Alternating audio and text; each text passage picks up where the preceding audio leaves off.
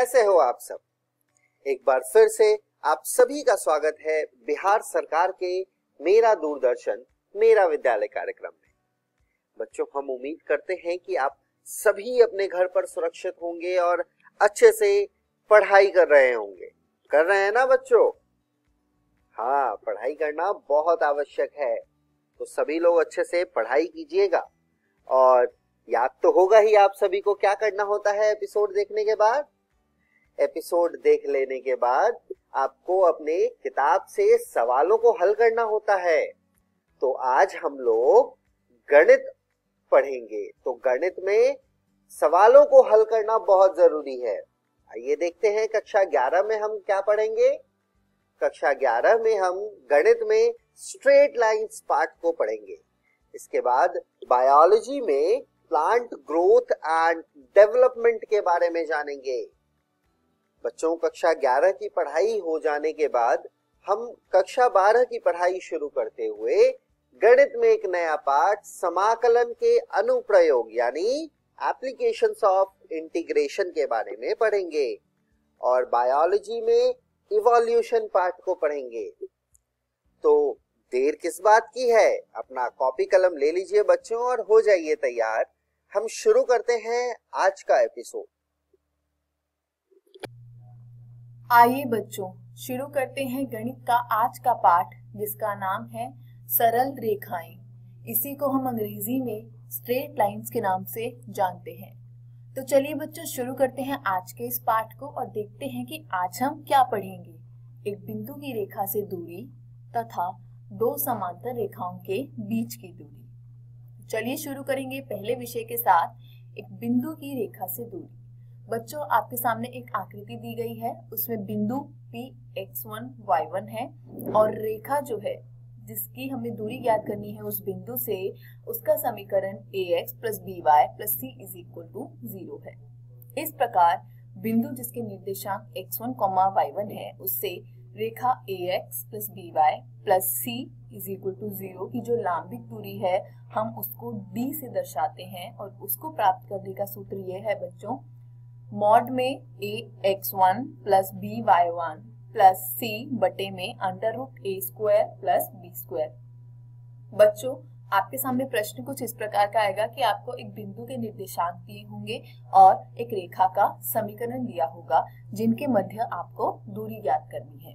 तो बच्चों, आप क्या करेंगे, रेखा के समीकरण में x और y के स्थान पर आपको उन निर्देशांक जो दे रखे हैं उनका मान डालना है। ठीक है बच्चों, आगे बढ़ती हूँ तो देखती हूँ इस पर आधारित एक उदाहरण। बच्चों, अभी आपको मैंने यही बताया था कि आपको एक बिंदु के निर्देशांक दिए होंगे, जैसे इसमें 3, -5 है और रेखा का समीकरण दिया है 3x - 4y - 26 = 0। इससे हमें दूरी ज्ञात करनी है उस बिंदु की। तो क्या करना था बच्चों, रेखा का समीकरण को समीकरण 1 मान लिया। अब हमें जब इसका व्यापक समीकरण ज्ञात है ax + by + c = 0, इसकी हम तुलना करेंगे तो a का मान है 3, b का मान है -4 और c का मान है -26। ऐसा क्यों बच्चों? क्योंकि आपको याद होगा जो भाग दिया जा रहा है उसमें √a² + b² है।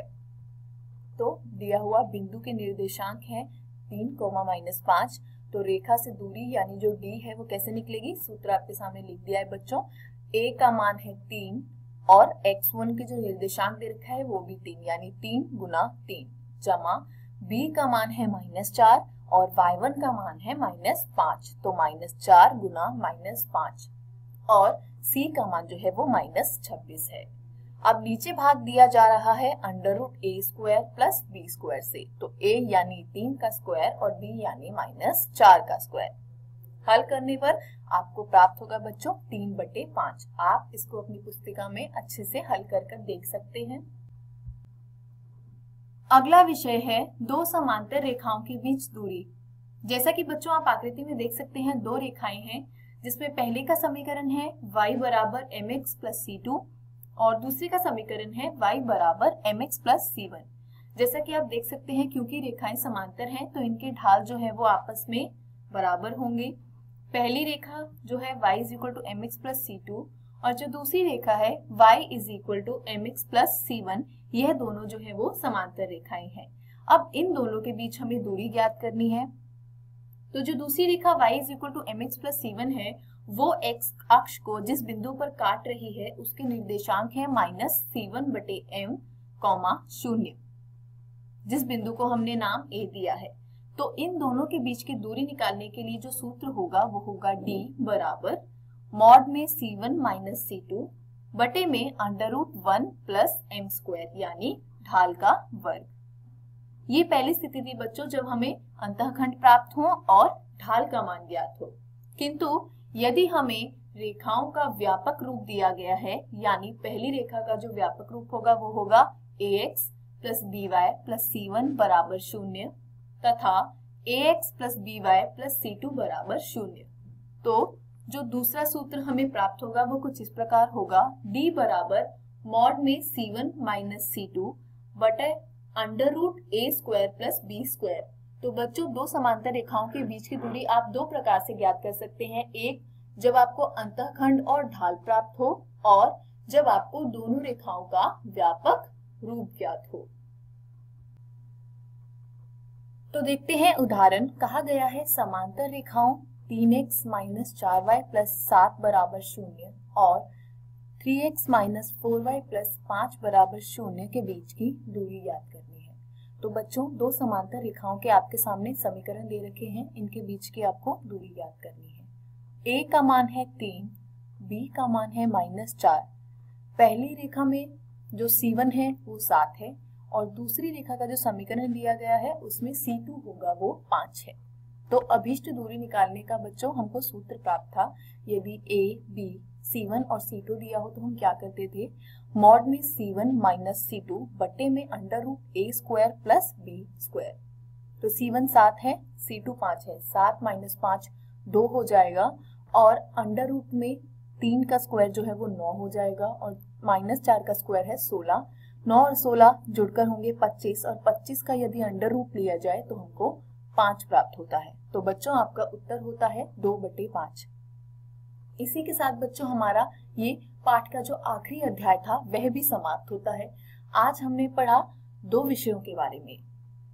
एक तो एक दिए गए बिंदु से एक रेखा की दूरी, जब आपको बिंदु का निर्देशांक और रेखा का समीकरण प्राप्त हो। उसके बाद दो चीजें हमने और देखी, कैसे बच्चों दो समांतर रेखाएं हैं उनके बीच की दूरी कैसे ज्ञात करेंगे। एक स्थिति में हमें ढाल प्राप्त थी और दूसरी स्थिति में हमें व्यापक रूप प्राप्त था दोनों ही रेखाओं के समीकरण का। आशा करती हूँ बच्चों आज का अध्याय आपको समझ आया होगा। घर जाइए, प्रश्नावली में दिए गए प्रश्नों का निरंतर अभ्यास कीजिए। किसी भी प्रकार की संदेह एवं सहायता के लिए हम हमेशा उपलब्ध हैं। नमस्कार दोस्तों, अब हम पादप वृद्धि एवं परिवर्धन पाठ का दूसरा भाग पढ़ेंगे। इस वीडियो में हम पढ़ेंगे विभेदन, निर्विभेदन तथा पुनर्विभेदन, परिवर्धन और पादप वृद्धि नियामक। विभेदन, निर्विभेदन तथा पुनर्विभेदन।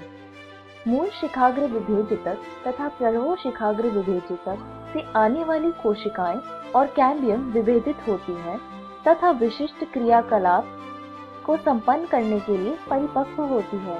यह परिपक्वता की ओर अग्रसर होने वाली कार्यवाही विभेदन कहलाती है। वे अपनी कोशिका भित्ति एवं जीव द्रव्य दोनों में ही या कुछ व्यापक संरचनात्मक बदलावों से गुजरती है। उदाहरण स्वरूप एक वाहिकीय तत्व में बनने वाली कोशिकाएं अपने जीव द्रव्य को खो देती है और बाद में एक बहुत सुदृढ़ तन्यतापूर्ण लिग्नोसेल्यूलोजिक द्वितीय कोशिका भित्ति विकसित होती है, जो लंबी दूरी तक सर्वोच्च तनाव में भी जल को वहन करने के लिए उपयुक्त होता है। पौधे अन्य रोचक तथ्य दिखाते हैं। जीवित विभेदित कोशिकाएं कुछ खास परिस्थितियों में विभाजन की क्षमता पुनः प्राप्त कर सकती है। इस क्षमता को निर्विभेदन कहते हैं। उदाहरण के तौर पर अंतरापूलीय वाहिकीय कैम्बियम एवं कॉर्क कैम्बियम निर्विभेदित कोशिकाओं तथा उत्तकों के द्वारा उत्पादित कोशिका बाद में फिर से विभाजन की क्षमता खो देती है ताकि विशिष्ट कार्यों को संपादित किया जा सके, अर्थात पुनर्विभेदित हो जाती है। पौधों में वृद्धि उन्मुक्त होती है, अर्थात ये परिमित या अपरिमित हो सकता है। पादपों में विभेदन में उन्मुक्त होता है क्योंकि ठीक उसी विभेदितक से पैदा हुए उत्तक या कोशिकाएं परिपक्व होने पर भिन्न संरचनाएं तैयार करती है। कोशिका या उत्तक की परिपक्वता के समय अंतिम संरचना कोशिका के आंतरिक स्थान पर भी निर्भर करता है। उदाहरण के लिए शिखाग्र विभेदितक से दूरस्थ कोशिकाएं मूल रूप कोशिका के रूप में विभेदित होती है, जबकि जिन्हें बाहरी वलय की ओर धकेल दिया जाता है बाह्य त्वचा के रूप में परिपक्व होती है। परिवर्धन वह शब्द है जिसके अंतर्गत एक जीव के जीवन चक्र में आने वाले वे सारे बदलाव शामिल है जो बीजांकुरण एवं जरावस्था के बीच आते हैं। उच्च पादप की कोशिकाओं में होने वाले परिवर्धन की क्रमिक प्रतिक्रियाओं को रेखा चित्र के द्वारा प्रस्तुत किया गया है। यह उत्तकों या अवयवों पर भी लागू होता है। पौधे पर्यावरण के प्रभाव के कारण या जीवन के विभिन्न चरणों में भिन्न पथों का अनुसरण करते हैं ताकि विभिन्न तरह की संरचनाओं का गठन कर सके। इस क्षमता को प्लास्टिसिटी कहते हैं। उदाहरण के तौर पर कपास, धनिया एवं लार्स्पर में विभिन्न आकार की पत्तियां। इन पौधों में पत्तियों के आकार किशोरावस्था एवं परिपक्व अवस्था में भिन्न होती है। दूसरी तरफ बटरकप में पत्तियों का आकार वायवीय भागों में अलग होता है। विषमपर्णता का यह दृश्य प्लास्टिकता तथा सुघट्यता का एक उदाहरण है। अतः एक पौधे के जीवन में वृद्धि, विभेदन और परिवर्धन बहुत ही निकट संबंध रखने वाली घटनाएं हैं। व्यापक तौर पर परिवर्धन को वृद्धि एवं विभेदन के योग के रूप में माना जाता है। पौधों में परिवर्धन अर्थात वृद्धि एवं विभेदन दोनों आंतरिक एवं बाह्य कारकों से नियंत्रित है। आंतरिक कारकों आनुवांशिक तथा अंतरकोशिकी कारक जैसे पादप वृद्धि नियामक रसायन शामिल होते हैं, जबकि बाह्य कारकों के अंतर्गत प्रकाश, तापक्रम, जल, ऑक्सीजन तथा पोषक आदि शामिल होते हैं। पादप वृद्धि नियामक, इनकी विशिष्टताएं। पादप वृद्धि नियामक विविध रासायनिक संगठनों वाले साधारण तथा लघु अणु होते हैं। यह इंडोल सम्मिश्रण यानी इंडोल 3 एसिटिक अम्ल IAA, एडेनिन व्युत्पन्न परफ्यूराइल एमिनोप्यूरिन, काइनेटिन, कैरोटीनॉइड तथा वसा अम्लों के व्युत्पन्नक एब्सिसिक एसिड यानी ABA, टर्पीन यानी जिब्रेलिक एसिड GA या गैसेस एथिलीन यानी C2H2 आदि हो सकते हैं। पादप वृद्धि नियामक को पाठ्य सामग्री में पादप वृद्धि तत्व, पादप हार्मोन तथा फाइटो हार्मोन के नाम से वर्णित किया गया है। पादप वृद्धि नियामक को व्यापक रूप से एक जीवित पौधे में उनकी कार्यशीलता के आधार पर 2 समूहों में बांटा जा सकता है। पीजीआर के एक समूह वृद्धि उन्नयन क्रियाकलापों में लगा होता है, जैसे कि कोशिका विभाजन, कोशिका प्रसार, प्रतिमान संरचना, ट्रॉपिक वृद्धि, पुष्पन, फलीकरण तथा बीज संरचना आदि। इन्हें पादप वृद्धि नियामक भी कहा जाता है, जैसे कि ऑक्सिन्स, जिबरेलिन्स तथा साइटोकाइनिन्स। उनके समूह के दूसरे पीजीआर तथा दबाव के प्रति पादपों की अनुक्रिया समूह के दूसरे पीजीआर में महत्वपूर्ण भूमिका निभाते हैं। इसके साथ ही वे विभिन्न वृद्धि वादक कलापों जैसे प्रसूति एवं विलगन में भी शामिल होते हैं। एब्सिसिक एसिड पीजीआर इसी समूह का सदस्य है। गैसीय पीजीआर एथिलीन किसी भी समूह के साथ बैठ जाता है, लेकिन व्यापक तौर पर यह एक वृद्धि बाधक क्रियाकलापों में आता है। इस वीडियो में हमने सीखा विभेदन, निर्विभेदन तथा पुनर्विभेदन, परिवर्धन और पादप वृद्धि नियामक। अगली वीडियो में हम पढ़ेंगे पादप वृद्धि नियामकों का कायकीय शारीरात्मक प्रभाव, दीप्तिकालता और वसंतीकरण। धन्यवाद।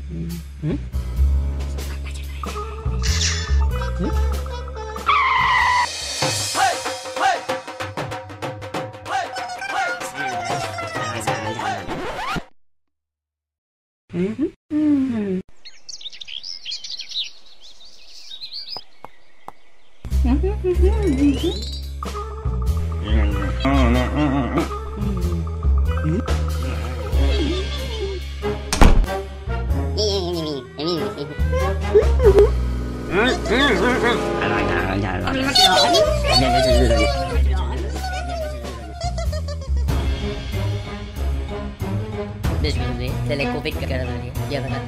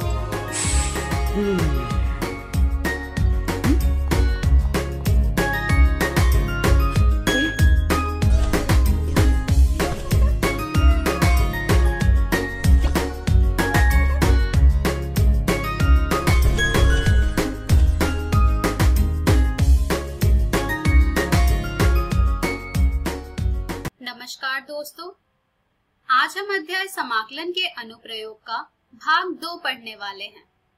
हमने हमारी पिछली वीडियो में पढ़ा था साधारण वक्रों के अंतर्गत क्षेत्रफल। आइए देखते हैं कि आज के इस वीडियो में हम क्या पढ़ेंगे। तो दोस्तों, आज के इस वीडियो में हम जानेंगे एक वक्र एवं एक रेखा से घिरे क्षेत्र का क्षेत्रफल। तो चलिए आगे बढ़ते हैं और शुरू करते हैं हम हमारा आज का भाग। तो दोस्तों, इस वीडियो में हम एक रेखा और एक वृत्त, एक रेखा और एक परवलय तथा एक रेखा और एक दीर्घवृत्त से घिरे क्षेत्र का क्षेत्रफल ज्ञात करेंगे। इन सभी चर्चित वक्रों के समीकरण हम केवल प्रामाणिक रूप में ही अध्ययन करेंगे, क्योंकि अन्य रूपों वाले समीकरण का उपयोग हमारे इस पाठ्य पुस्तक के अध्ययन क्षेत्र से बाहर है। तो आइए देखते हैं कि हम किस प्रकार से एक वक्र एवं एक रेखा से घिरे क्षेत्र का क्षेत्रफल ज्ञात करते हैं प्रश्न के द्वारा। यहाँ पर हमने जो उदाहरण लिया है प्रश्न का, वो है वक्र y बराबर x वर्ग एवं रेखा y बराबर 4 से घिरे क्षेत्र का क्षेत्रफल ज्ञात कीजिए। तो दोस्तों, जैसे कि आपको इस अध्याय में अभी तक समझ आ गया होगा, सबसे पहले हमें जो हमारा प्रश्न में दिया गया होता है इक्वेशन, उससे हम जो भी आकृति बना सकते हैं उसे हम सबसे पहले बना लेते हैं। तो यहाँ पर y बराबर x वर्ग, जैसा कि आप सब जानते हैं, पैराबोला का इक्वेशन है।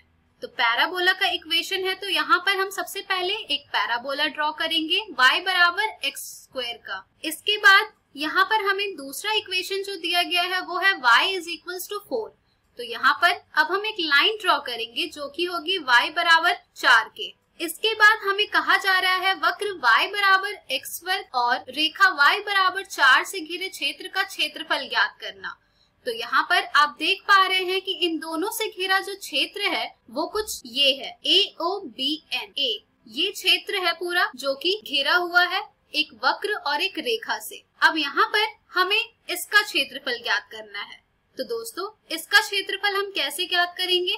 इसका क्षेत्रफल हम ज्ञात करेंगे उसी प्रकार से आर्बिट्ररी स्ट्रिप लेकर पहले हम यहाँ पर एरिया फाइंड करेंगे हाफ पैराबोला का और फिर उसका ट्वाइस कर देंगे हम, जिससे कि हमें ये पूरा एरिया का मेजरमेंट मिल जाएगा। तो यहाँ से दोस्तों हम सबसे पहले एरिया फाइंड करेंगे OBNO का। तो ये OBNO का एरिया हम कैसे फाइंड करेंगे? एक आर्बिट्ररी स्ट्रिप लेकर। यहाँ पर हमने जो आर्बिट्ररी स्ट्रिप लिया है वो हॉरिजॉन्टल लिया है, तो यहाँ से हमें इसकी लेंथ मिल जा रही है x और विड्थ मिल जा रहा है dy। तो यहाँ से हमें जो हमारे क्षेत्र का क्षेत्रफल का जो सूत्र प्राप्त हो रहा है वो हो जाएगा 2 गुने दिए हुए वक्र y अक्ष एवं रेखाएं y बराबर 0 तथा y बराबर 4 से घिरे क्षेत्र BONB का क्षेत्रफल। यानी कि यहाँ पर आप देख सकते हैं कि जब आप BONB का क्षेत्रफल ज्ञात कर लेंगे और उसका जब आप दुगना कर देंगे तो आपको वक्र और रेखा से घिरे हुए क्षेत्र का क्षेत्रफल प्राप्त हो जाएगा। क्योंकि हमारा जो दिया हुआ समीकरण है y बराबर x वर्ग द्वारा निरूपित वक्र y अक्ष के परितः सममित एवं परवलय है, यानी कि हमारा जो पैराबोला है वो सिमेट्रिकल है y एक्सिस के। तो यहाँ से जो हमारा डेराइव्ड फॉर्मूला मिल रहा है दोस्तों वो मिल रहा है 2 गुने इंटीग्रेशन x dy, जहाँ हमारे y की लिमिट होगी 0 से लेकर 4 तक। अब आप सोच रहे होंगे कि 0 से 4 हमने लिमिट क्यों लिया है? तो आप देख सकते हैं कि हमें कहाँ से कहाँ तक की वैल्यू चाहिए। तो यहाँ पर हमारी जो स्टार्टिंग है वैल्यू की वो 0 है और जहाँ एंडिंग है वो 4 है। तो जब आप इस इंटीग्रेशन को फर्दर सॉल्व करेंगे x की वैल्यू पुट करके तो आपको आपका एरिया मिल जाएगा। अब यहाँ पर हमारा जो प्रश्न उठता है वो ये होता है कि x का मान अब हम कैसे प्रतिस्थापित करेंगे। तो हमारा जो इक्वेशन यहाँ पर दिया हुआ है उससे अब हम x का मान ज्ञात करेंगे। तो यहाँ से हमें x का मान प्राप्त हो रहा है वर्गमूल y। जब आप इसे प्रतिस्थापित करेंगे दिए गए फॉर्मूला में तो आपको मिल जाएगा 2 गुने integration under root y dy, जहाँ y की लिमिट होगी 0 से लेकर 4 तक। अब आप इसे फर्दर सॉल्व करेंगे तो आपको मिल जाएगा 2 multiplied by 2/3 multiplied by y to the power 3/2 where the lower limit is 0 and the upper limit is 4। जिसे आप फर्दर सॉल्व करेंगे तो यहाँ से आपको मिल जाएगा 4/3 multiplied by 4 to the power 3/2 minus 0। इसे आप फर्दर सॉल्व करेंगे तो यहाँ से आपको एरिया मिल जाएगा 32/3। तो दोस्तों देखा आपने कि किस तरह आप बेसिक फॉर्मूला को यूज करके एक कर्व और एक रेखा से घिरे क्षेत्र का क्षेत्रफल भी ज्ञात कर पा रहे हैं। इस प्रश्न में आपने ये जो आर्बिट्ररी स्ट्रिप लिया है इसे आप चाहे वर्टिकल भी ले सकते हैं, उससे भी आपको आपके क्षेत्रफल में कोई अंतर प्राप्त नहीं हो, केवल उसे हल करने की प्रक्रिया थोड़ी बड़ी हो जाएगी। तो आइए उसे भी देख लेते हैं कि जब आप पैराबोला और एक लाइन के इनक्लोज्ड एरिया फाइंड करेंगे वर्टिकल आर्बिट्ररी स्ट्रिप लेकर तो आपको वो किस प्रकार से सॉल्व करना पड़ेगा। तो दोस्तों जब आप वर्टिकल स्ट्रिप लेंगे गिवन पैराबोला और लाइन से इनक्लोज्ड एरिया में तो आपको उसकी लेंथ मिल जाएगी यहाँ से y और जो विड्थ मिलेगा वो हो जाएगा dx। उसके बाद आपको जो गिवन वैल्यूज दी गई है ये सभी y के टर्म्स में है, तो इसे अब आपको x में करना पड़ेगा। तो यहाँ पर जब आप इस दोनों गिवन इक्वेशन को फर्दर सॉल्व करेंगे तो यहाँ से आपको जो नया ऑर्डिनेट मिल जाएगा वो मिलेगा -2 और 2। तो जब आप इसका एरिया फाइंड करेंगे तो आपको यहाँ पर इसकी लोअर लिमिट और अपर लिमिट मिलेगी -2 से लेकर 2। तो हमारे इस गिवन एरिया का फॉर्मूला आ जाएगा 2 multiplied bye integration y dx, जहाँ पर x की लिमिट हो जाएगी -2 से लेकर 2 तक। जब आप यहाँ पर y की वैल्यू पुट करेंगे तो आपको मिल जाएगा 4 - x² dx। अब ये आपको कहाँ से मिलेगा? ये आपको मिलेगा जब आप आर्बिट्रेरी स्ट्रिप के अपर और लोअर y कोऑर्डिनेट्स को सब्ट्रैक्ट करेंगे। तो यहाँ से आपको मिल जाएगा 2 multiplied bye integration 0 to 2 4 - x² dx, जहाँ x की लिमिट होगी 0 से लेकर 2 तक। अब आप सोच रहे होंगे कि ये लिमिट कैसे बदल गई? तो दोस्तों ये लिमिट बदली है using the formula of integration. अब आप इसे आसानी से सॉल्व कर पाएंगे क्योंकि इसका इंटीग्रेशन आपको पता है कि क्या आएगा। तो यहाँ से जब आप इसे फर्दर सॉल्व करेंगे तो आपको ये मिल जाएगा 2 multiplied bye 4x - x⁻³ where lower limit is 0 and the upper limit is 2। अब आप इसे फर्दर सॉल्व करेंगे तो आपको ये मिल जाएगा 2 मल्टीप्लाइड बाय 8 - 8/3। जिसे आप फर्दर सॉल्व करेंगे तो आपको एरिया मिल जाएगा enclosed by a curve and a line is equals to 32/3। तो देखा आपने दोस्तों कि किस तरह से आप वर्टिकल और हॉरिजॉन्टल स्ट्रिप लेकर एक कर्व और एक लाइन का इनक्लोज्ड एरिया कैसे फाइंड करते हैं। लेकिन इस तरह के क्वेश्चन का अगर आपको एरिया फाइंड करना हो तो मोस्ट प्रेफरेबल होगा कि आप वर्टिकल स्ट्रिप ही लें। आइए अब हम बढ़ते हैं हमारे नेक्स्ट क्वेश्चन की ओर। हमारा अगला क्वेश्चन है दीर्घवृत्त x² / a² + y² / b² is equals to 1 एवं कोटियों x इज इक्वल्स टू 0 और x is equals to ae से घिरे क्षेत्र का क्षेत्रफल ज्ञात कीजिए, जहां b² is equals to a² multiplied by 1 - e² एवं e 1 से छोटा है। तो दोस्तों जैसा कि आपको ये क्वेश्चन पढ़कर समझ आ रहा होगा, यहाँ पर आपको सबसे पहले एक दीर्घवृत्त बनाना होगा दिए गए समीकरण से। तो सबसे पहले चलिए हम दीर्घवृत्त बनाते हैं। जब आप दीर्घवृत्त बनाएंगे तो आपको वो कुछ इस प्रकार का मिलेगा, जिसमें कि हमारा जो ऑर्डिनेट है वो x = 0 है और x = ae है। जब आप उन सभी को प्रतिस्थापित करने के बाद उन सब का नाम दे देंगे तो आपको यहाँ पर जो घिरा हुआ क्षेत्रफल ज्ञात करना है वो आपको प्राप्त होगा। तो दोस्तों यहाँ पर आपको जो एरिया फाइंड करना है वो फाइंड करना है BOB'(RSB) का। इसका इनक्लोज्ड एरिया फाइंड करना है। तो इसका इनक्लोज्ड एरिया फाइंड करने के लिए यहाँ पर भी हम एक आर्बिट्रेरी स्ट्रिप यूज करेंगे। आर्बिट्रेरी स्ट्रिप हम कैसे यूज करेंगे? तो आर्बिट्रेरी स्ट्रिप हम BOFSB पर ड्रॉ करेंगे। वो आर्बिट्रेरी स्ट्रिप की जो लेंथ होगी वो y होगी और जो विड्थ होगी वो dx होगी। अब यहाँ पर हम फॉर्मूला यूज करेंगे, चूंकि यहाँ पर हम वर्टिकल स्ट्रिप ले रहे हैं तो जैसे कि आप सब जानते हैं यहाँ से हमारा जो एरिया का फॉर्मूला आ जाएगा वो आ जाएगा twice multiplied by integration y dx, जहाँ पर x की लिमिट होगी 0 से लेकर a तक। अब यहाँ पर हमें y की वैल्यू सब्स्टिट्यूट करनी है। तो y की वैल्यू हम सब्स्टिट्यूट करेंगे हमारे दिए गए इक्वेशन से। तो यहाँ से हमें y की वैल्यू मिल जाएगी b/a multiplied by √a² - x², जिसे हम जब फॉर्मूला में पुट करेंगे तो हमें मिल जाएगा 2 multiplied bye integration b/a √a² - x² dx, जहाँ x की लिमिट होगी 0 से लेकर a तक। अब यहाँ से ba हमारा बाहर आ जाएगा और इंटीग्रेशन बचेगा √a² - x² dx, जहाँ x की लिमिट होगी 0 से लेकर a तक। अब ये आपको एक फॉर्मूला में दिख रहा होगा जिसकी वैल्यू आप सब जानते होंगे। इसे आप फर्दर पुट करेंगे और सॉल्व करेंगे। जब आप यहाँ पर इसकी वैल्यू सब्स्टिट्यूट करेंगे तो आपको मिल जाएगा 2 multiplied bye b/a multiplied by x/2 √a² - x² plus a² sine inverse x/a। इसके बाद x की जो लोअर लिमिट होगी वो 0 होगी और अपर लिमिट a होगी। अब इसे फर्दर सॉल्व करने के लिए अब आप x की वैल्यू एक बार a ही पुट करेंगे और फिर उसे सब्ट्रैक्ट करेंगे x की वैल्यू 0 पुट करके। अब यहाँ से आप इसे जब फर्दर सॉल्व करेंगे तो आपको ये मिल जाएगा 2b/2a multiplied by a √a² - a² e² plus a² sine inverse e, जिसे आप फर्दर सॉल्व करेंगे तो आपको ये मिल जाएगा ab multiplied by e √1 - e² plus sine inverse e। और यही हो जाएगा दीर्घवृत्त x² a² plus y² b² is equals to 1 एवं कोटियों x = 0 और x = a से घिरे क्षेत्र का क्षेत्रफल। तो दोस्तों देखा आपने कि किस तरह से हम बेसिक फॉर्मूला का यूज करके area related to a curve and a line हम फाइंड कर पा रहे हैं। इस तरह के और भी क्वेश्चन आपको आपकी एनसीईआरटी बुक में मिल जाएंगे जिन्हें आप जरूर सॉल्व करें। जितना ज्यादा आप इस तरह के क्वेश्चन सॉल्व करेंगे उतना ज्यादा ही आपका कॉन्सेप्ट क्लियर होते जाएगा। इसी के साथ हमारा ये वीडियो अब समाप्त होता है। तो दोस्तों आज के इस वीडियो में आपने क्या सीखा? इस वीडियो में आपने सीखा एक वक्र एवं एक रेखा से घिरे क्षेत्र का क्षेत्रफल हम किस तरह से प्राप्त करते हैं। हम हमारी अगली वीडियो में जानेंगे दो वक्रों के मध्यवर्ती क्षेत्र का क्षेत्रफल। धन्यवाद।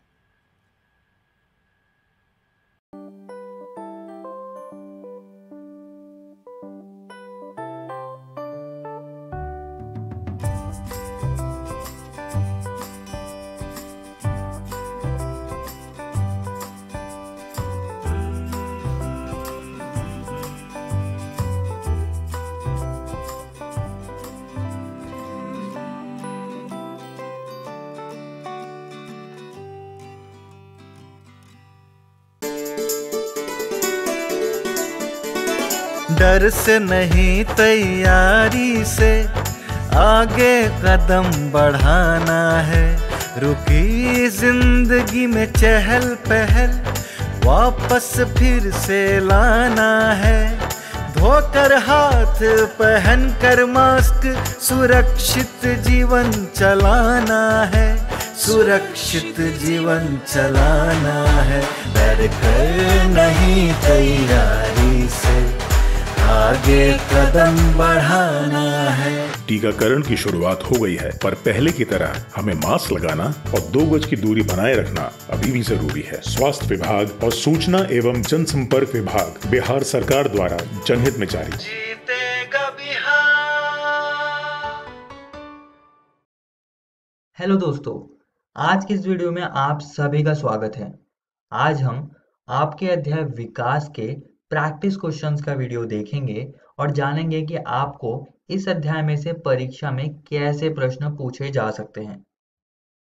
तो चलिए पहले प्रश्न से शुरू करते हैं, जो कि है, क्या हम मानव विकास को अनुकूलन विकिरण कह सकते हैं? तो इस प्रश्न में आपसे पूछा है सीधे तरीके से कि मानव विकास को अनुकूली विकिरण कह सकते हैं या नहीं कह सकते। तो आपको वही चीज इसके आंसर में लिखनी है। तो आइए देख लेते हैं कि ऐसे प्रश्नों का उत्तर हम कैसे लिखेंगे। नहीं, मानव विकास को अनुकूली विकिरण नहीं कहा जा सकता है। ऐसा इसलिए है क्योंकि अनुकूली विकिरण एक विकासवादी प्रक्रिया है जो एक एकल तेजी से विविधता लाने वाले वंश से नई प्रजातियां पैदा करती है, जो मानव विकास के मामले में नहीं है। मानव विकास एक क्रमिक प्रक्रिया है जो समय के साथ साथ धीरे धीरे होती है। यह एनाजेनेसिस के उदाहरण का प्रतिनिधित्व करता है। आइए दोस्तों अब दूसरे प्रश्न को देख लेते हैं। विकास शब्द से आप क्या समझते हैं? तो इस प्रश्न में आपसे विकास के बारे में पूछा गया है, तो आपको वही इसके उत्तर में लिखना है। तो देख लेते हैं इसका उत्तर हम कैसे लिखेंगे। विकास जैविक आबादी के आनुवंशिक लक्षणों के पीढ़ी दर पीढ़ी परिवर्तन को कहते हैं। ये विशेषताएं जीन की अभिव्यक्तियां हैं जो प्रजनन के दौरान माता पिता से संतानों को पारित होती हैं। उत्परिवर्तन, आनुवंशिक पुनर्योग और आनुवंशिक विविधता के अन्य स्रोतों के परिणाम स्वरूप किसी भी आबादी के भीतर विभिन्न विशेषताओं का अस्तित्व है। विकास तब होता है जब इस परिवर्तन पर प्राकृतिक वर्ण और आनुवंशिक विचलन जैसी विकासवादी प्रक्रियाएं होती हैं, जिसके परिणाम स्वरूप कुछ विशेषताएं जनसंख्या के भीतर अधिक सामान्य या दुर्लभ हो जाती हैं। यह विकास एक ऐसी प्रक्रिया है जिसने जैविक संगठन के प्रत्येक स्तर पर जैव विविधता को जन्म दिया है, जिसमें प्रजातियों, व्यक्तिगत जीवों और अणुओं के स्तर शामिल हैं। आइए दोस्तों अब तीसरे प्रश्न की ओर चलते हैं। प्रजाति की स्पष्ट परिभाषा देने का प्रयास करें। तो इस प्रश्न में आपसे सीधे से प्रजाति की परिभाषा को पूछा है और वही आपको इसके उत्तर में लिखनी है। तो देख लेते हैं इसका उत्तर हम कैसे लिखेंगे। प्रजाति को जीवों के एक समूह के रूप में परिभाषित किया जा सकता है जो कि प्रजननक्षम संतान पैदा करने के लिए इंटरब्रीड करने की क्षमता रखते हैं। चौथा प्रश्न है, अनुकूलित विकिरण का वर्णन एक उदाहरण से करें। तो इस प्रश्न में आपको अनुकूलित विकिरण को समझाना है और उसका जो वर्णन है वो आपको उदाहरण से समझाना है इस चीज को। तो इसका देख लेते हैं हम उत्तर कैसे लिखेंगे।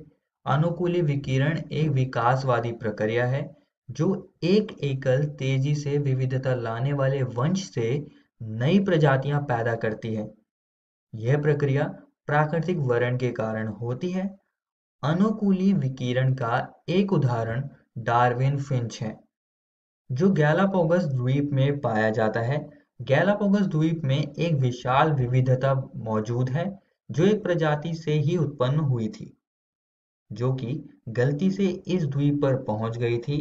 नतीजतन कई नई प्रजातियां विकसित हुई हैं और नए निवास स्थान पर कब्जा करने के लिए अनुकूलित हैं। इन फिंचिस ने अपने खाने की आदतों के अनुरूप विभिन्न खाने की आदतों और विभिन्न प्रकार की चोंच विकसित की हैं। आइए दोस्तों अब पांचवें प्रश्न को देख लेते हैं। डार्विन के चयन सिद्धांत के परिप्रेक्ष्य में जीवाणुओं में देखी गई प्रतिजैविक प्रतिरोध का स्पष्टीकरण करें। तो इस प्रश्न में आपसे डार्विन के चयन सिद्धांत को बताना है, उसको स्पष्ट करना है आपको और उसको आपको जीवाणु में देखी गई प्रतिजैविक प्रतिरोध के उदाहरण से समझाना है आपको। तो आइए देख लेते हैं कि इसका आंसर हम कैसे लिखेंगे। डार्विन चयन सिद्धांत बताता है कि कम भिन्नता वाले जीवों की तुलना में अनुकूल रूपांतर जीव बेहतर रूप से अनुकूलित होते हैं। इसका अर्थ है कि प्रकृति उपयोगी भिन्नता वाले जीवों का चयन करती है क्योंकि ये जीव मौजूदा वातावरण में जीवित रहने के लिए बेहतर विकसित होते हैं। इस तरह के चयन का एक उदाहरण जीवाणु में प्रतिजैविक प्रतिरोध है। जब प्रतिजैविक पेनिसिलिन युक्त अगार प्लेट में जीवाणु की आबादी को विकसित किया गया तब पेनिसिलिन के प्रति संवेदनशील कॉलोनियों की मृत्यु हो गई थी, जबकि पेनिसिलिन के प्रतिरोधी एक या कुछ जीवाणु कॉलोनियां बच गई थी। ऐसा इसलिए है क्योंकि इन जीवाणुओं में संयोग उत्परिवर्तन हुआ था जिसके परिणाम स्वरूप एक जीन का विकास हुआ जिसने उन्हें पेनिसिलिन दवा के लिए प्रतिरोधी बना दिया। इसलिए प्रतिरोधी जीवाणु गैर प्रतिरोधी जीवाणुओं की तुलना में जल्दी से गुणा करते हैं जिससे उनकी संख्या बढ़ जाती है। इसलिए अन्य पर एक जीव का लाभ अस्तित्व के लिए संघर्ष में मदद करता है। आइए दोस्तों अब छठे प्रश्न को देख लेते हैं। इंटरनेट या लोकप्रिय विज्ञान लेखों से पता करें कि क्या मानवेतर किसी प्राणी में आत्म संचेतना थी। आइए दोस्तों देख लेते हैं कि इस प्रश्न को हम कैसे इसका आंसर लिखेंगे। मनुष्यों के अलावा और भी कई जानवर हैं जिनमें आत्म चेतना है। एक जानवर के आत्म जागरूक होने का एक उदाहरण डॉल्फिन है। ये अत्यधिक बुद्धिमान होते हैं, उनके पास स्वयं की भावना है और वे दूसरों को अपने और दूसरे के बीच भी पहचानते हैं। वे सीटी, पूंछ थप्पड़ और शरीर की अन्य चाल द्वारा एक दूसरे के साथ संवाद करते हैं।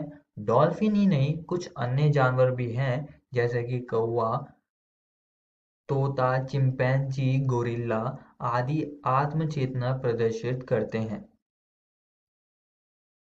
आइए दोस्तों अब सातवां प्रश्न देख लेते हैं। निम्नलिखित शब्दों को समझाइए। तो इसमें आपको दो शब्द दे रखे हैं, पहला है संस्थापक प्रवाह और बॉटलनेक इफेक्ट दूसरा शब्द है। आपको इनको एक एक करके समझा देना है इसके उत्तर में। तो आइए देख लेते हैं। हम सबसे पहले पहला संस्थापक प्रवाह को समझाएंगे। जब एक या कुछ जनसंख्या के सदस्य अपने मूल स्थल से कुछ दूरी पर एक नई अलग थलग जनसंख्या के संस्थापक बन जाते हैं, इस प्रभाव को संस्थापक प्रवाह कहा जाता है। अब हम बॉटलनेक इफेक्ट को समझा देते हैं। बॉटलनेक इफेक्ट पर्यावरणीय घटनाओं या मानव गतिविधियों के कारण जनसंख्या के आकार में तेज कमी आना ही बॉटलनेक इफेक्ट कहलाता है। इस तरह की घटनाओं से जनसंख्या के जीन पूल में विविधता कम हो जाती है।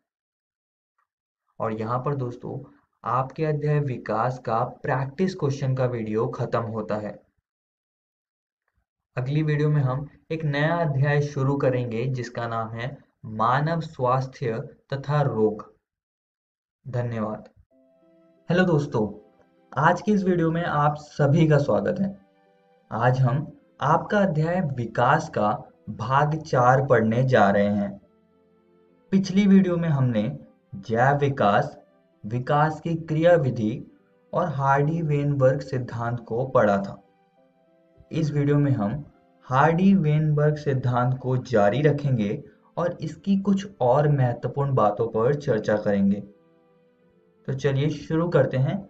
सबसे पहले हम हार्डी-वेनबर्ग सिद्धांत को प्रभावित करने वाले कारकों को समझेंगे। ये कारक संख्या में 5 हैं। तो सबसे पहला जो कारक है उसको हम कहते हैं जीन पलायन या जीन प्रवाह। दूसरा कारक है आनुवंशिक विचलन। तीसरा कारक है उत्परिवर्तन।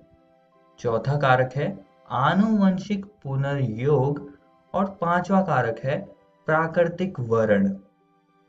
हम इन सारे कारकों को एक एक करके समझेंगे। सबसे पहले हम जीन प्रवाह को समझ लेते हैं। जनसंख्या आनुवंशिकी में जीन प्रवाह, जिसे जीन पलायन या अलील प्रवाह के रूप में भी जाना जाता है, एक जनसंख्या से दूसरी जनसंख्या में आनुवंशिक विविधता का स्थानांतरण है। अब अगर आनुवंशिक विविधता एक आबादी से दूसरी आबादी तक पहुंचेगा तब अलील आवृत्तियां भी बदलेंगी, जो कि सीधा हार्डी-वेनबर्ग सिद्धांत पर प्रभाव डालेंगी। अगला कारक है आनुवंशिक विचलन। इसको हम एक उदाहरण से समझेंगे। मान लो ये लड़का साइकिल चलाते हुए रास्ते से जा रहा है। अब इसने अपने आसपास नहीं देखा, लेकिन रोड पर कुछ कीड़े भी थे और इसने कुछ कीड़ों पर गलती से साइकिल चढ़ा दी और उनको कुचल दिया। हाँ, गलती से, जानबूझकर तो ऐसा कोई भी नहीं करेगा। तो यहाँ पर जितने भी कीड़े कुचले गए वो मर गए और कुछ जीवित रहे। अब इस घटना से हम क्या समझते हैं? अब यहाँ पर जो कीड़े इस घटना से जीवित रहे, क्या उनके पास कोई अनोखी शक्तियां थी जिससे कि वे बच गए, या वो वेल अडेप्टेड थे जो कि इस घटना से उन्हें बचा ले गया? तो इसका सीधा सा जवाब है कि कीड़े यहाँ पर जो बचे हैं वो सिर्फ भाग्यशाली थे और उनके पास कोई भी शक्तियां वगैरह नहीं थी। तो ये एक रैंडम घटना थी और जो कीड़े यहाँ पर कुचल दिए गए वो सिर्फ गलत जगह पर थे। और यही आनुवंशिक विचलन है। तो ये जो आनुवंशिक विचलन है ये अलील आवृत्तियों को बदल सकता है। दूसरे शब्दों में अलील आवृत्तियों का भाग्य से बदलना ही आनुवंशिक विचलन कहलाता है। तो इससे भी हार्डी-वेनबर्ग सिद्धांत पर असर होगा। अब दो तरह से आनुवंशिक विचलन हो सकता है। पहला है बॉटलनेक इफेक्ट और दूसरा है संस्थापक प्रवाह। इनको हम एक एक करके समझेंगे। सबसे पहले हम बॉटलनेक इफेक्ट को समझ लेते हैं। पर्यावरणीय घटनाओं या मानव गतिविधियों के कारण जनसंख्या के आकार में तेज कमी आना ही बॉटलनेक इफेक्ट कहलाता है। इस तरह की घटनाओं से जनसंख्या के जीन पूल में विविधता कम हो सकती है। अब इस इफेक्ट को हम बॉटल से याद रखेंगे और इसको हम बॉटल से ही समझेंगे। मान लो हमारे पास एक बॉटल है और इस बॉटल में कुछ टॉफियां पड़ी हुई हैं। ये टॉफी यहाँ पर जनसंख्या का प्रतिनिधित्व कर रही है। अब अगर हम इस बॉटल को हिलाएं तो कुछ टॉफी बाहर आ जाएगी। अब ये इनमें से जो टॉफियां बाहर आई, क्या ये बॉटल की सारी आबादी की आवृत्तियों को दिखा रही है? नहीं ना, तथ्यात्मक रूप से तो ये वाली प्रकार की टॉफी तो बाहर आई भी नहीं, ये पूरी तरह से हट गई थी। तो यह भी भाग्य से हुआ है। इसको थोड़ा और अच्छे से समझने के लिए आइए एक और उदाहरण लेते हैं। ये उदाहरण हम एक प्राकृतिक आपदा जैसे कि जंगल में आग का ले लेते हैं। अब जो उत्तरजीवी होंगे, जरूरी नहीं होगी कि उनके पास योग्यता वाले हों वो, बल्कि वो सिर्फ उस जगह पर होंगे जहां पर आग नहीं लगी होगी। तो उत्तरजीवी मूल आबादी को नहीं दर्शा सकते हैं, इस वजह से नई एलील आवृत्तियां होंगी जो कि उत्तरजीवी जीव दर्शाएंगे, और यही बॉटलनेक इफेक्ट है। और यहां भी एलील आवृत्ति बदल रही है, तो ये सीधा हार्डी-वेनबर्ग सिद्धांत पर असर डालेंगी। एक और जगह है जहां पर हम आनुवंशिक विचलन को देख सकते हैं, वो है संस्थापक प्रवाह में। इसको हम अंग्रेजी में फाउंडर्स इफेक्ट कहते हैं। इसको भी हम एक उदाहरण से समझेंगे। मान लो ये बीज कहीं दूर से हवा के बहाव से उड़ते आ रहे हैं और एक नई जगह पर पहुंच गए। वो जगह इनके अंकुरण के लिए बहुत अच्छी थी, तो ये वहां पर विकसित हो जाते हैं। विकसित होकर ये अपनी आबादी बनाते हैं, लेकिन ऐसा जरूरी नहीं है कि ये जो आबादी बनाएंगे ये अपनी मूल आबादी के जैसी होगी या उन्हें दर्शाएंगी। ये सिर्फ एक रैंडम सैंपलिंग थी। यही फाउंडर्स इफेक्ट है, यानी कि संस्थापक प्रवाह है। जब एक या कुछ जनसंख्या के सदस्य अपने मूल स्थल से कुछ दूरी पर एक नई अलग थलग जनसंख्या के संस्थापक बन जाते हैं, इस प्रभाव को संस्थापक प्रवाह कहा जाता है। आइए अब अगले कारक के बारे में पढ़ते हैं जो कि हार्डी-वेनबर्ग सिद्धांत को प्रभावित करता है। ये है उत्परिवर्तन। सूक्ष्म जीवों में किए गए प्रयोग दर्शाते हैं कि जब पूर्व विद्यमान लाभकारी उत्परिवर्तनों का वर्णन होता है, तब परिणाम स्वरूप नए फिनोटाइप का आविर्भाव होता है। कुछ पीढ़ियों के बाद यही नव प्रजाति की उत्पत्ति हो जाएगी। अगला कारक है आनुवंशिक पुनर्योग। अब जब युग्मक जनन के समय पर अभिभावकों के गुणसूत्रों पर मौजूद अलील अलग हो जाते हैं और नए संयोजन बनाते हैं, तो ये चीज भी हार्डी-वेनबर्ग सिद्धांत को प्रभावित करेगी। पांचवा कारक है प्राकृतिक वर्ण। अब ये कैसे हार्डी-वेनबर्ग सिद्धांत को प्रभावित कर रहा है, इसको हम समझेंगे। प्राकृतिक वर्ण वह प्रक्रम है जिससे अधिक जीवन सम वंशानुगत विविधता को जनन के अधिक अवसर मिलते हैं और संतानें अधिक संख्या में उत्पन्न होती हैं। तो प्राकृतिक वर्ण से अलील आवृत्तियों में परिवर्तन आता है, जिससे कि हार्डी-वेनबर्ग सिद्धांत पर प्रभाव पड़ेगा। अभी जो प्राकृतिक वर्ण है, इसके इफेक्ट तीन प्रकार के हो सकते हैं। पहला है स्थायी कारक वर्ण, दूसरा है दिशात्मक वर्ण और तीसरा है विदारक वर्ण। अब हम इनको एक एक करके समझेंगे। सबसे पहले हम स्थायी कारक वर्ण को समझ लेते हैं। इसको समझने के लिए हम मानवों की ऊंचाई वाली विशेषता का उदाहरण लेंगे, जिसमें कि तीन कैरेक्टर्स आते हैं। पहला है बौना, दूसरा है मध्यम ऊंचाई वाले व्यक्ति और तीसरे हैं लंबे व्यक्ति। अब अगर प्रकृति मध्यम ऊंचाई वाले व्यक्तियों का चयन करेगी, तब हम ऐसे वर्ण को स्थायी कारक वर्ण कहेंगे और इसमें मीन कैरेक्टर वैल्यू यानी कि मध्यम ऊंचाई वाले व्यक्तियों को चुना जाएगा। पेरिफेरल कैरेक्टर वैल्यू जिसमें कि लंबे और बौने व्यक्ति आते हैं, उनको नहीं चुना जाएगा।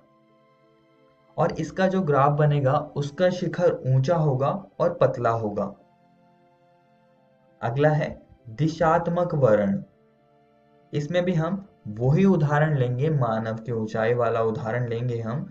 अब अगर प्रकृति मध्यम ऊंचाई वाले व्यक्ति को छोड़कर लंबे या बौने व्यक्तियों में से किसी एक कैरेक्टर को चुनती है, तब हम ऐसे वर्ण को दिशात्मक वर्ण कहेंगे। और इस प्रकार के वर्ण में क्या होगा कि अधिक व्यक्ति मीन कैरेक्टर वैल्यू के अलावा यानी कि मध्यम ऊंचाई वाले कैरेक्टर को छोड़कर अन्य वैल्यू को प्राप्त करेंगे, जिसमें कि लंबे और बौने व्यक्ति आएंगे, इन दोनों में से कोई एक। और अगर हम इसका ग्राफ देखें तो वो एक तरफ को जाने लगेगा, जिस तरफ प्रकृति ने चुना होगा। अगला है विदारक वर्ण। अब अगर प्रकृति मीन कैरेक्टर वैल्यू यानी कि मध्यम ऊंचाई वाले व्यक्तियों को छोड़कर पेरिफेरल कैरेक्टर वैल्यू, जिसमें कि दोनों बौने और लंबे व्यक्ति आते हैं, उनका अगर चयन करती है, तब हम इसे विदारक वर्ण कहते हैं। इसमें हम दोनों पेरिफेरल कैरेक्टर वैल्यू को चुनेंगे। और इसका अगर हम ग्राफ देखें तो ग्राफ के दो शिखर होंगे, क्योंकि यहाँ पर दो पेरिफेरल कैरेक्टर वैल्यू को प्रकृति ने चुना है। तो ये सारी बातें आप सभी दोस्तों को याद रखनी है। और यहाँ पर हमारा हार्डी-वेनबर्ग सिद्धांत खत्म होता है। इस वीडियो में हमने हार्डी-वेनबर्ग सिद्धांत को प्रभावित करने वाले कारकों के बारे में पढ़ा। और दोस्तों मैं आप सभी को एक और बात बताना चाहता हूँ कि आज हमने आपकी किताब का हार्डी-वेनबर्ग सिद्धांत पूरी तरह से खत्म कर लिया है। आप इसको जरूर घर से किताब से पढ़कर आइएगा। अगली वीडियो में हम विकास का संक्षिप्त विवरण और मानव का उद्भव और विकास को समझेंगे। धन्यवाद।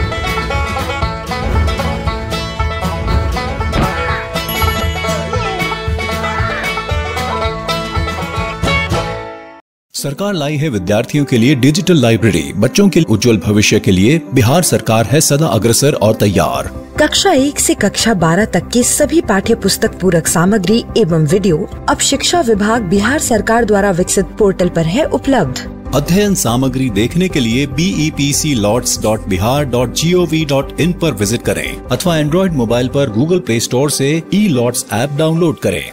शिक्षकों, अभिभावकों एवं बच्चों से अनुरोध है कि इस ई लाइब्रेरी का अधिक से अधिक लाभ उठाएं और अपनी पढ़ाई जारी रखें।